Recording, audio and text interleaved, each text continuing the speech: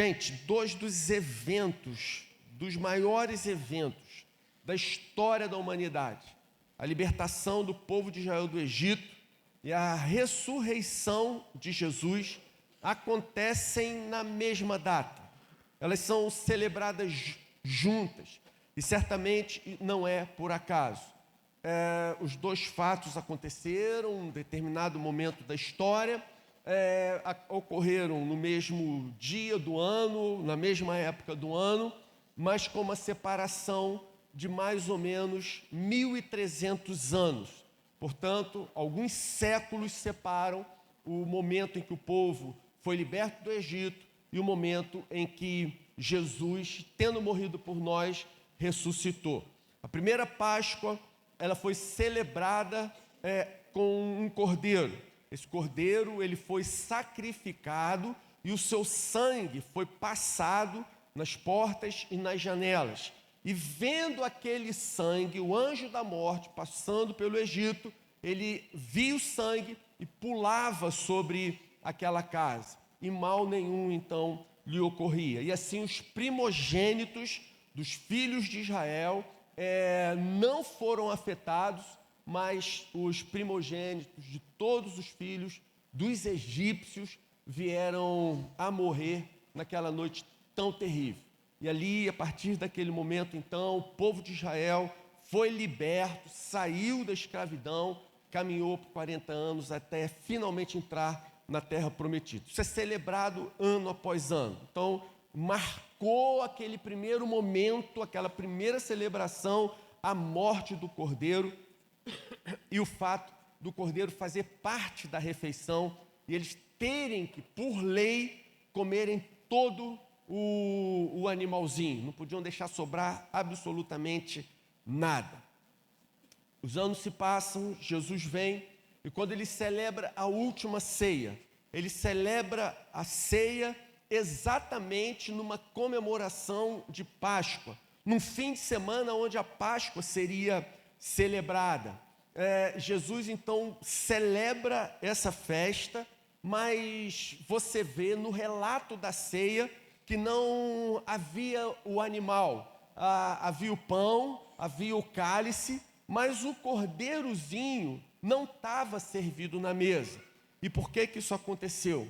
Porque naquela comemoração, naquela festividade, naquele fim de semana, quem seria sacrificado seria o próprio Senhor Jesus. Ele foi o cordeiro morto, sacrificado, entregue por amor a nós.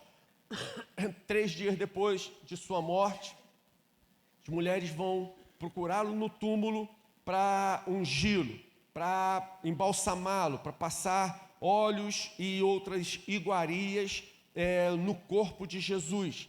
Mas elas não o encontram mais. Em lugar do corpo de Jesus, elas têm uma visão de um anjo. Deixa eu refazer, uma visão não. Um anjo se manifesta efetivamente pelas mulheres e lhes faz uma pergunta. Lucas 24, versículos 5 e 6. Por que vocês estão procurando entre os mortos aquele que vive? E acrescenta, ele não está aqui, ressuscitou, como havia dito. Você pode dizer aleluia? Amém?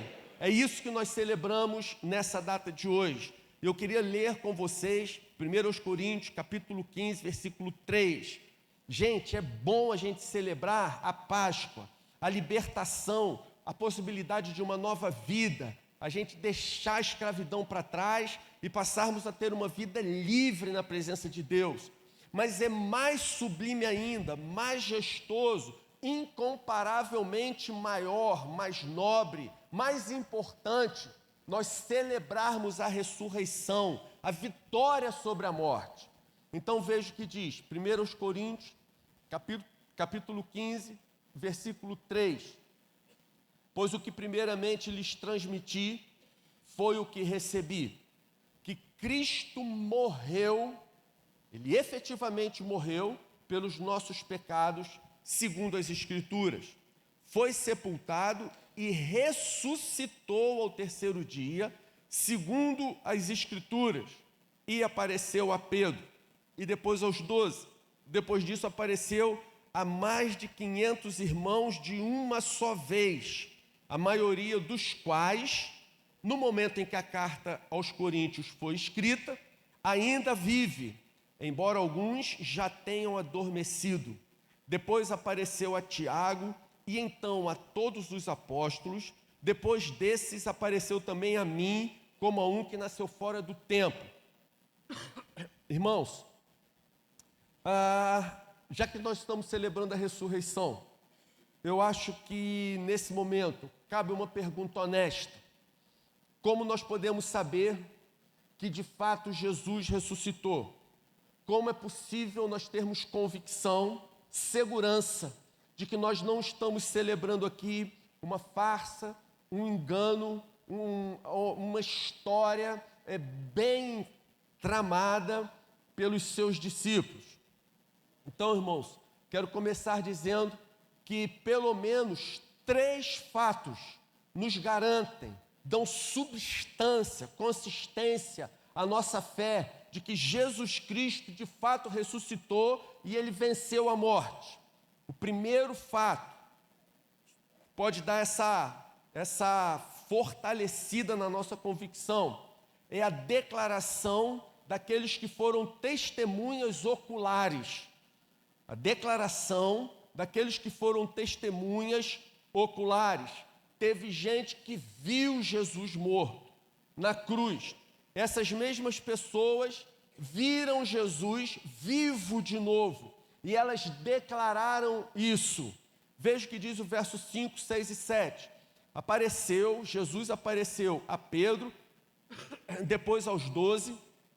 Depois disso apareceu a mais de 500 irmãos de uma só vez. Depois apareceu a Tiago e a todos os apóstolos. Veja que coisa interessante. O testemunho desses homens sempre foi tido por verdadeiro, inclusive por parte dos seus opositores. A declaração desses homens de que eles viram Jesus, primeiramente morto na cruz, depois o viram vivo novamente, depois do domingo pela manhã. Esse relato desses irmãos, ele nunca foi contradito, ele nunca foi posto em dúvida, nem mesmo os opositores, nem o sinédrio, nem os sacerdotes, nem os escribas, nem os mestres da lei ousaram dizer que foi mentira. Eles tentaram, talvez, eles trabalhassem numa espécie de imprensa da sua época, fabricar uma fake news, produzir uma narrativa enganosa sobre um fato real que havia conhecido. Eles haviam combinado entre si que ofereceriam grande soma de dinheiro para os soldados que vigiavam o corpo, para que esses soldados dissessem que num determinado momento, tomados pelo cansaço, exaustão e sono, eles vieram a dormir, e nesse momento que eles dormiram, os discípulos teriam vindo e roubado o corpo.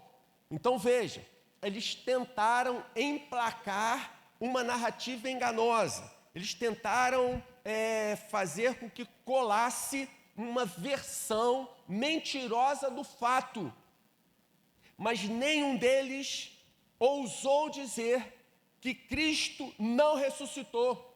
Eles tentaram esconder, eles tentaram omitir, eles tentaram fazer com que as pessoas não tomassem conhecimento dessa realidade, mas nem mesmo os maiores opositores, os maiores inimigos da cruz, ousaram dizer que Cristo não ressuscitou. Irmãos, olha que coisa impressionante, que coisa forte. Os relatos da ressurreição, todos eles foram tidos por verdadeiros, até mesmo por esses religiosos que se mordiam de raiva e ódio por isso de fato ter acontecido. Mas em momento nenhum eles alegaram, supuseram, relataram ou tentaram argumentar que a ressurreição não aconteceu. Eles fizeram de tudo para escondê-la. de tudo para que as pessoas não soubessem dela. Mas dizer que não aconteceu, eles não tinham condição de fazê-lo. E mais, não apenas esses opositores não tiveram como negar a realidade da ressurreição, mas diversos historiadores não cristãos do primeiro século relataram que Cristo, sim, depois de morto, voltou a viver, havia ressuscitado. Historiadores que não têm nenhum compromisso com a fé cristã, nunca tiveram compromisso com a fé, mas sendo honestos, verdadeiros, tendo pesquisado os fatos, tendo tomado conhecimento do que havia ocorrido em Jerusalém, eles não tiveram outra saída a não ser reconhecer que Jesus de fato havia ressuscitado. Portanto, irmãos, um primeiro argumento que faz com que o nosso coração, com toda razão, venha a arder pela esperança, pela convicção de que Jesus de fato ressuscitou, são as pessoas que o viram, em primeiro lugar, morto, e depois tendo retomado a sua vida por si mesmo. Segundo fato, a vida e a morte dos 12 apóstolos. Tanto a vida quanto a morte daqueles homens testificam que Jesus efetivamente venceu a morte e ressuscitou. Vejam, a partir do momento em que Jesus havia sido levado do jardim do Getsêmani e dali para o julgamento, falso julgamento e para a cruz, um momento de profunda insegurança encheu seus corações, incerteza quanto ao futuro, medo, temor. Aquele período da noite de quinta-feira em diante foi um período terrível para o coração daqueles homens. Eles estavam amedrontados, eles estavam inseguros, eles estavam acovardados. Mas a partir de um certo momento, fica nítido que aqueles mesmos discípulos haviam se tornado especialmente destemidos, corajosos, ousados. O que poderia ter acontecido que deu a eles todo esse ímpeto ao levarem a mensagem do reino adiante? O que teria ocorrido em seus corações que não a convicção que eles tiveram ao ver Jesus vivo novamente? Mas não apenas a sua vida, suas mortes se tornaram uma prova irrefutável de que Jesus de fato ressuscitou. Eu não sei se vocês ouviram a história de um pastor iraniano chamado Youssef Nadarkhani, de 34 anos, que foi condenado à morte por ter se recusado a cumprir uma ordem judicial que o obrigava a abandonar o cristianismo, fé que havia abraçado, para voltar a se tornar muçulmano. Esse homem foi condenado à morte por isso, por ter se recusado a voltar a ser muçulmano. Aí eu queria perguntar para você, acredito que a maioria dos irmãos que já estão há um tempo nessa caminhada, em algum instante, você deve ter se avaliado, se questionado, deve ter passado por alguma crise, se perguntando, e se fosse comigo? E se fosse eu que estivesse no lugar dele lá no Irã? E se fosse eu que fosse questionado e dependendo da minha resposta em relação à minha fé, eu corresse efetivamente o risco de ser condenado à morte? Como eu agiria? Eu a sustentaria?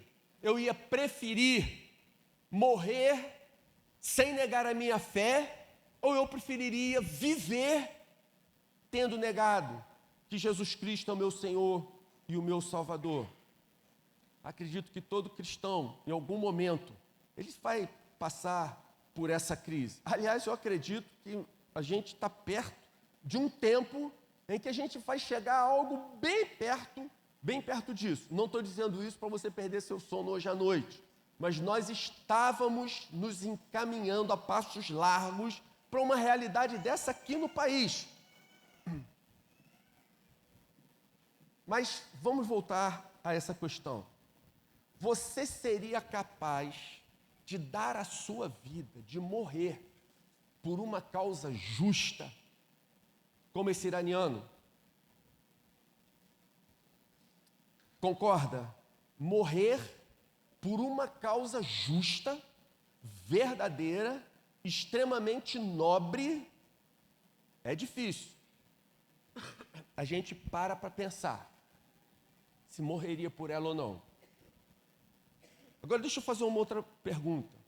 Você estaria disposto a se reunir com um grupo de amigos, inventar uma história, uma mentira e fazer um pacto?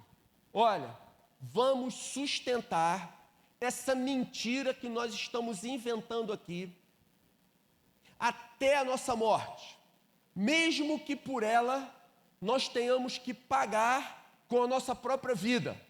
Vamos selar nossa mentira aqui, todos os apóstolos juntos, hipi, urra. E aí fechamos aqui um acordo de que nós vamos inventar uma mentira, que a mentira é que Jesus teria ressuscitado, e nós vamos sustentar essa mentira, mesmo que nós, todos os 12, venhamos a pagar essa afirmação, essa declaração com a nossa vida. Faz algum sentido para você? Irmãos, dar a vida por uma causa justa. Nós paramos para pensar. Você acha que 12 homens iriam se reunir, inventar uma mentira, e os 12 levariam a cabo esse pacto maligno e morreriam apenas para que aquela mentira se perpetuasse? Não faz sentido nenhum. Você sabe por quê? Aqueles 12 homens, todos eles aceitaram morrer em função da sua fé, porque eles tinham convicção da ressurreição.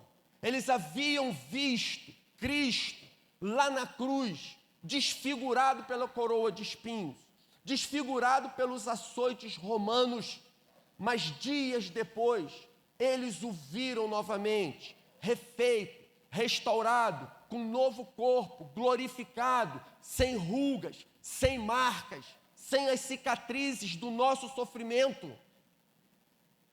Tudo havia sido refeito. As únicas cicatrizes que Jesus vai levar para a eternidade foram as cicatrizes dos cravos na cruz. E Ele as manterá para que jamais na eternidade a gente esqueça o que nos levou para lá. Portanto, irmãos, esse é o segundo ponto de apoio da nossa fé na ressurreição. Você pode estar seguro a respeito desse fato, porque seria impossível, seria extremamente difícil que um homem morresse por uma causa justa. Seria impossível que um homem morresse para sustentar uma mentira. Então não faz o menor sentido 12 homens, todos eles, morrerem por algo que sabiam não ser verdade. Esse fato garante ao nosso coração. Aqueles discípulos, eles efetivamente viram Jesus vivo 3 dias depois dele ter morrido pelos nossos pecados. Por isso, gente, eles partiram para cumprir a sua missão com determinação, conscientes de que isso custaria as suas vidas, mas eles não temiam mais por elas. Eles agora tinham consciência. A vida aqui é transitória, passageira, somos peregrinos, estamos aqui apenas de passagem, somos estrangeiros aqui nesse lugar. O Senhor foi na frente nos preparar morada, Ele foi nos preparar o lugar onde estaremos com Ele para todo sempre. Por isso, irmãos, eles sustentaram a sua fé, às custas das suas próprias vidas, com essa convicção de que Jesus está vivo e nós também iremos ressuscitar. O terceiro fato, irmãos, é que todas as profecias se cumpriram em Jesus. O terceiro ponto que consolida a nossa fé na ressurreição é o fato de que todas as profecias se cumpriram em Cristo. Versículo 3 diz: o que primeiramente lhes transmiti foi o que recebi, que Cristo morreu pelos nossos pecados, segundo as Escrituras. Ele foi sepultado e ressuscitou ao terceiro dia, segundo as Escrituras. Vocês sabem o que isso quer dizer? Que em Cristo, mais de 300 profecias se cumpriram. Todas as profecias que apontavam para o Messias, aguardado, desejado, que haveria de vir, todas, sem exceção, se cumpriram em Cristo. Inclusive o Salmo 16, versículo 10, que diz: porque tu não me abandonarás no sepulcro, nem permitirás que o teu santo sofra decomposição. Todas se cumpriram em Cristo. Você pode dizer amém? Amém. Então vamos às aplicações. Primeira aplicação. Irmãos, por tudo isso, jamais perca a esperança. Jamais perca a esperança. A ressurreição de Jesus é a garantia de que a nossa esperança não é vã. Ora, se todas as profecias que apontavam para o Messias se cumpriram nele, também tudo que ele disse a nosso respeito no futuro, a seu tempo, se cumprirá. Nenhuma das suas palavras jamais caiu por terra. Tudo que foi dito pelos profetas se cumpriu. 1 João, capítulo 3, versículo 2. Amados, agora somos filhos de Deus, e ainda não se manifestou o que havemos de ser, mas sabemos que quando Ele se manifestar, seremos semelhantes a Ele, pois o veremos como Ele é. Percebe o que acontece? Existem diversas promessas quanto ao futuro daqueles que amam a Jesus. A ressurreição é a garantia de que todas elas se cumprirão. Por isso, jamais perca a esperança. Jamais perca a esperança. John, sabe para mim? Irmãos, você pensa nesse período entre a quinta-feira à noite em que Jesus, obrigado, John, a quinta-feira à noite em que Jesus é levado para o falso julgamento, e a partir dali vem toda aquela paixão de Cristo, a cruz, o sepulcro. Pense nesse período em que os discípulos viram Jesus sendo levado até a madrugada de domingo, antes que eles tomassem conhecimento da efetiva ressurreição de Cristo. Como estava o coração deles? Quanta insegurança, quanta confusão na sua mente, quanta falta de esperança deve ter enchido seus corações. Eles que tudo deixaram para seguir a Jesus, agora, naquele período, entre a quinta noite e a manhã de domingo, irmãos, um vácuo de esperança, um vácuo de expectativa em relação ao futuro. O que vai ser de nós daqui para frente? O que vai acontecer na nossa vida na segunda-feira? Como vai ser semana que vem? Que Jesus não está mais com a gente. Percebe?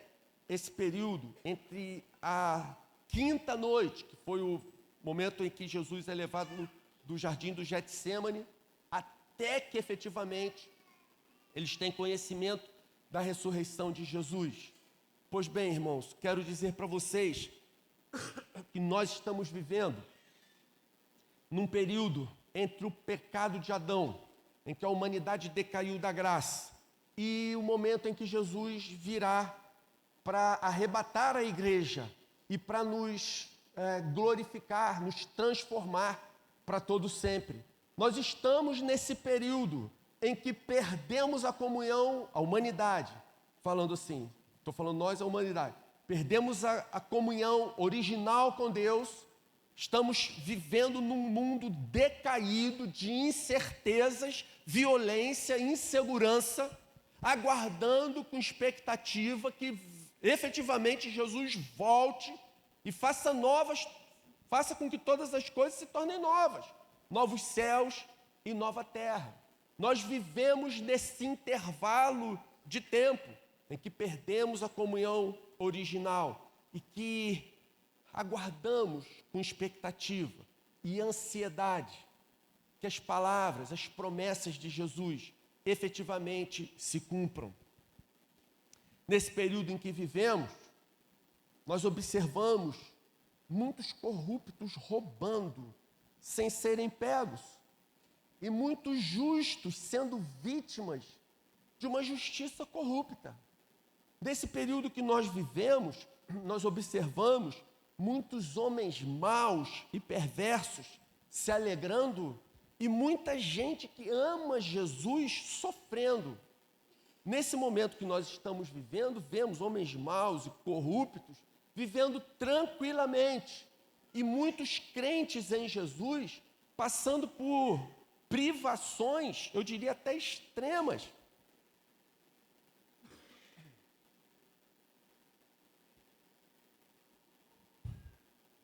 Mas, irmãos, da mesma forma que naquela sexta-feira o sinédrio conspirava, a multidão caluniava, as pessoas pecavam e o mal sorria, sem se darem conta de que o domingo estava chegando. Assim também hoje, os perversos tramam, os corruptos enganam, as autoridades zombam, o mal aplaude, mas o que eles não sabem é que o dia do Senhor está chegando. O dia do Senhor está vindo. Eles nem imaginam que o dia do Senhor, o dia em que todos prestarão contas dos seus atos diante de Deus, está próximo e se abrevia. Há justos sofrendo com a injustiça, crentes lutando contra o pecado, discípulos de Cristo esforçando-se para permanecerem fiéis, irmãos esgotados pelas lutas mais diversas. Mas eu quero afirmar para vocês, o dia do Senhor está chegando. Da mesma forma que o Messias foi prometido em um certo tempo da história, ele efetivamente veio. Jesus disse que voltará e esse dia está chegando.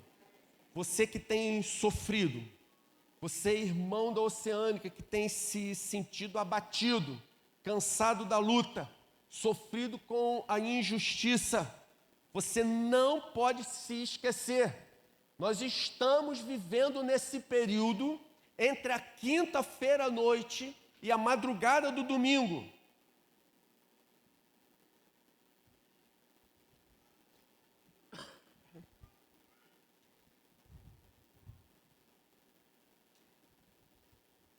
Mas amanhã do domingo vai chegar. O sol vai amanhecer. Ele vai voltar a brilhar.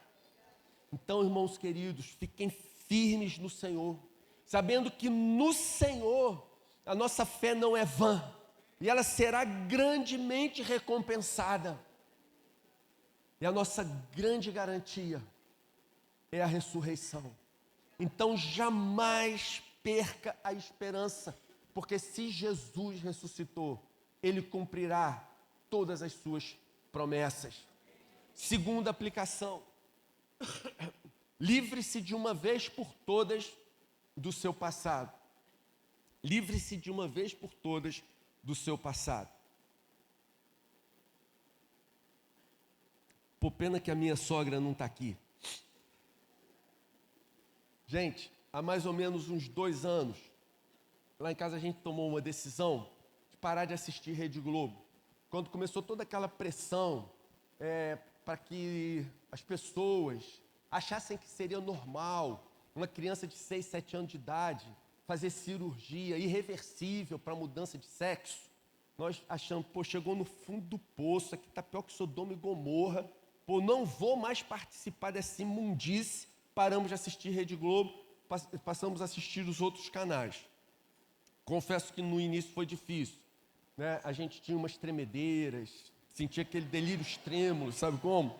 Era assim, você ligava a televisão, já ia direto para aquele canal, você lembrava, não, eu estou boicotando esse canal até que ele se converta, enfim, durante o tempo. Mas aí aconteceu uma coisa interessante, nós começamos a descobrir que existe um Brasil que não é tão pervertido quanto a Globo quer, que a gente acha que é.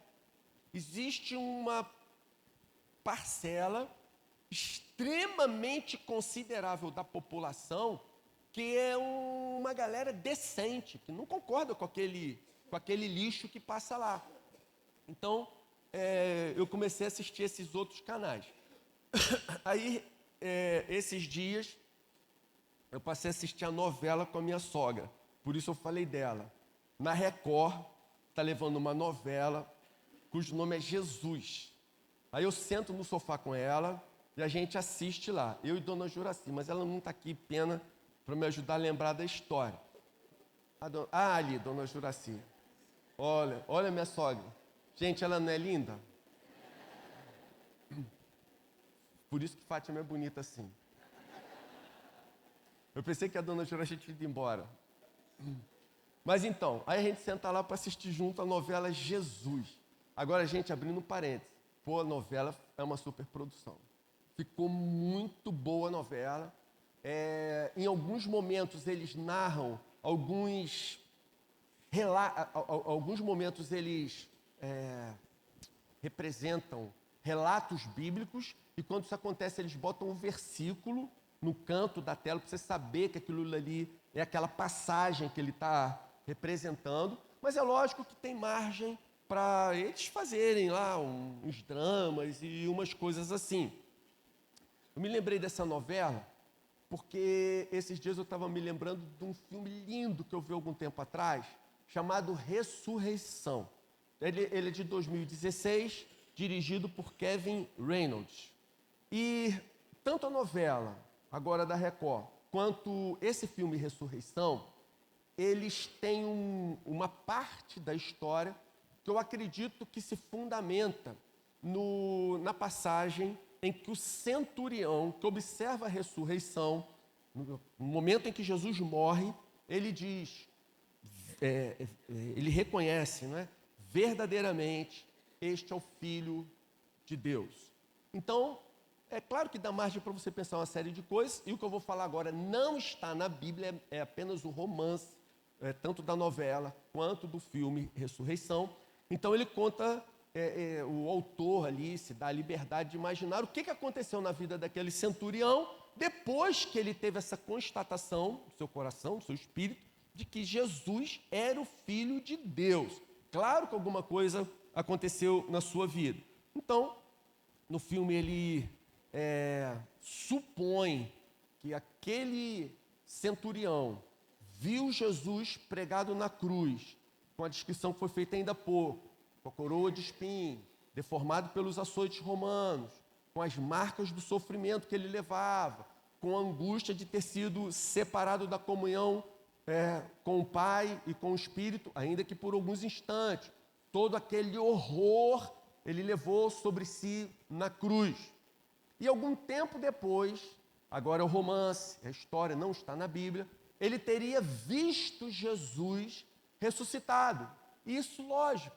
Irmãos, quem iria permanecer indiferente ao fato de ter visto Jesus morto e depois vivo novamente? Quem iria permanecer o mesmo se você tivesse visto? Quem permaneceria se tivesse visto uma pessoa morta e essa pessoa depois de volta viva pelo seu próprio poder, sem a interferência de ninguém. É impossível você continuar o mesmo. Então, num determinado momento do filme, esse centurião deserta, deixa o exército romano, parte e deixa uma carta dizendo assim: não me procurem, não me sigam ou vagueiem, não persigam ninguém em meu nome. Vi duas coisas que não podem reconciliar-se: um homem morto, sem dúvida, e esse mesmo homem vivo de novo. Eu jamais conseguiria continuar vivendo como antes. Imagina isso, né? Alguém viu morto e depois vivo de novo. É impossível uma pessoa ver a Jesus morto na cruz e depois vivo novamente, sem que a sua vida seja completamente transformada. A ressurreição tem esse poder de fazer tudo novo em nossas vidas. Ora, se ele esteve morto e voltou a viver sem as marcas do sofrimento e do passado, irmãos, ela é capaz de fazer novas todas as coisas. Então, em Cristo, nós temos a possibilidade de ter um futuro todo novo. Agora, olha que coisa tremenda. Você já reparou que após a ressurreição, a Bíblia relata pelo menos 7 manifestações de Cristo, depois de ressurreto, em que os discípulos têm dificuldade de reconhecer que Jesus era de fato ele que estava vivo novamente ali? Já reparou isso? Sabe por que isso acontece, gente? Sabe por que isso aconteceu? Desculpa eu ter que repetir esse fato, mas eles, num determinado momento, haviam visto Cristo na cruz, morto, lanhado, desfigurado, ensanguentado. Mas agora, eles o veem restaurado, sem ruga, sem marca, a não ser a dos cravos. Agora, ele recebe um corpo incorruptível, sem marca alguma, sem nenhuma cicatriz mais do passado, exceto a dos cravos. Então, eles durante um tempo, ou eles precisam de um tempo, para entender aquela situação. Sabe o que isso ensina para nós? Que a ressurreição, ele tem esse poder. Um dia, nós receberemos um corpo assim também, glorificado. Isso pode se aplicar fisicamente. Esse corpo não sofrerá mais os danos do pecado, a deterioração do pecado, não sofrerá mais as dores, as doenças, as enfermidades de uma vida de pecado, uma natureza inclinada para o pecado, mas receberemos um corpo incorruptível. No entanto, até lá, isso é uma verdade que se aplica à nossa alma. Por causa da ressurreição, nós podemos ter a nossa alma curada. Nós não precisamos arrastar com a gente as nossas culpas, os nossos pecados. Nós não precisamos continuar sentindo as punhaladas, as marcas das agressões que feriram terrivelmente a nossa alma, o nosso coração.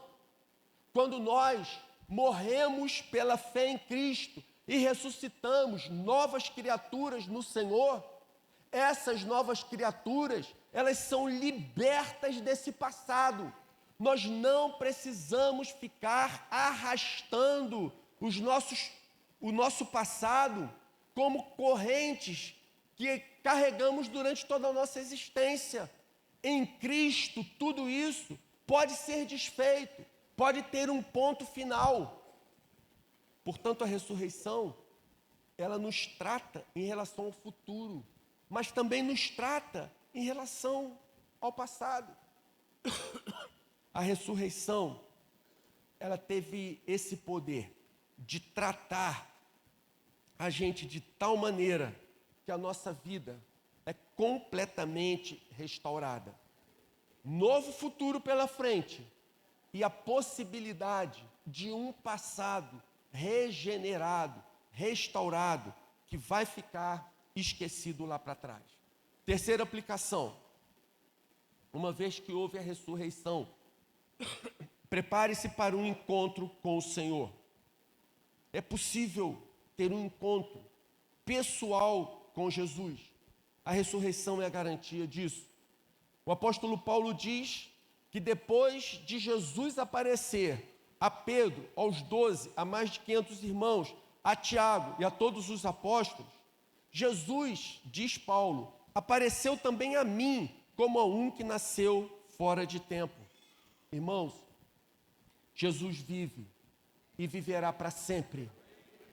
E Ele está disposto a se revelar a todo aquele que o busca de todo o coração. Você percebe? Nós não estamos aqui falando de uma religião, nós não estamos falando de rituais, não estamos falando de cerimônias. Nós estamos falando de um Deus que não julgou como usurpação o fato de ser Deus, mas se humilhou, se vestiu de um corpo humano como o nosso, se entregou numa cruz para pagar o preço do nosso pecado, e depois disso Ele voltou a viver. O que nós fazemos aqui na igreja é aprendermos a nos relacionarmos com esse Deus que é vivo. Vê, nós não estamos falando de religião, mas de um fato tão grave, tão importante, tão notável, que dividiu a história humana em duas partes, antes de Cristo e depois de Cristo. Por causa da ressurreição, a humanidade nunca mais pode ser como foi até então. As coisas mudaram. Agora nós sabemos que a morte não é o ponto final. A morte não é o momento derradeiro, último instante. A morte não precisa ser temida. Nós não precisamos estar atemorizados em relação à morte. O túmulo não é o final da nossa vida. Existe muito mais coisa para o lado de lá, para onde nós estamos indo.